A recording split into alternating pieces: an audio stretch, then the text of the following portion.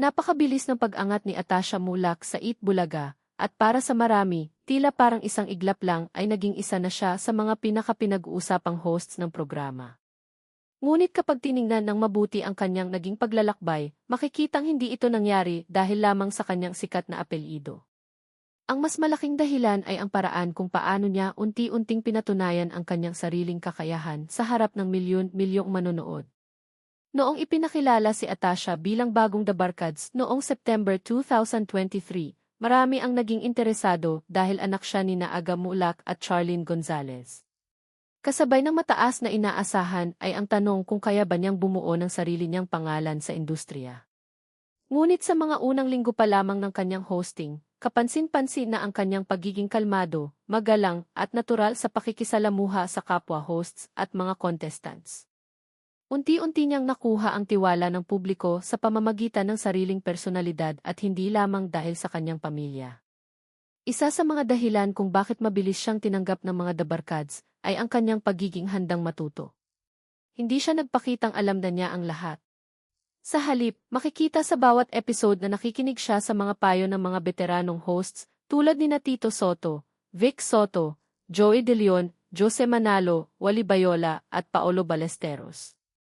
Ang pagiging bukas niya sa pagkatuto ang unti-unting nagpalakas sa kanyang presensya sa programa. Malaki rin ang naitulong ng kanyang educational background at kakayahang makipag-usap sa iba't ibang uri ng tao. Marunong siyang makisabay sa seryosong usapan, ngunit kaya rin niyang makipagbiruan kapag kinakailangan. Ang ganitong balanse ay mahalaga sa isang live noontime show kung saan anumang sitwasyon ay maaaring mangyari. Sa halip na maging sobrang scripted, pinili niyang maging natural sa bawat segment, dahilan upang maraming manonood ang makaramdam na madali siyang lapitan at panoorin. Hindi rin maikakaila na naging malaking bahagi ng kanyang pag-angat ang chemistry niya sa iba pang hosts. Sa paglipas ng panahon, naging komportable siyang makipagkulitan kina Reza Maidizon, Miles Ocampo, Maine Mendoza, Karen Istrop at sa iba pang The Barkads. Dahil dito, naging mas magaan at masaya ang takbo ng maraming segments.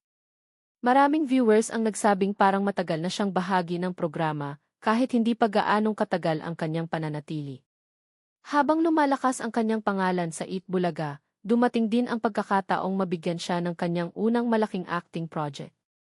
Dahil dito, pansamantala siyang nabawasan ng paglabas sa programa upang mabigyan ng buong atensyon ang kanyang serye. Gayunman, nilinaw mismo ni Atasha na nananatili siyang bahagi ng Eat Bulaga at nais pa rin niyang makabalik kapag naging maayos na ang kanyang schedule.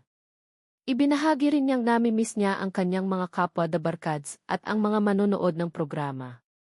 Kapansin-pansin din ang naging reaksyon ng publiko sa kanyang pansamantalang pagkawala. Maraming fans ang agad na nagtatanong kung kailan siya muling mapapanood sa Eat Bulaga. Para sa maraming manonood, naging mahalagang bahagi na siya ng bagong henerasyon ng programa. Ang ganitong suporta ay nagpapakita na sa maikling panahon ay nakabuo siya ng matibay na koneksyon sa audience. Ang mabilis na pag-angat ni Atasha Mulak ay bunga ng pagsasama-sama ng talento, disiplina, kahandaang matuto, at kakayahang makipag-ugnayan sa mga tao. Bagamat malaking bagay ang pagkakaroon ng kilalang apelyido, ang tunay na dahilan kung bakit siya tinanggap ng publiko ay ang kanyang sariling pagsisikap na patunayan na kaya niyang magtagumpay sa sariling kakayahan. Sa bawat pagharap niya sa kamera, mas lalo niyang ipinapakita na ang tagumpay ay hindi lamang nakabase sa pangalan, kundi sa dedikasyon at sa kakayahang makuha ang tiwala ng mga manonood.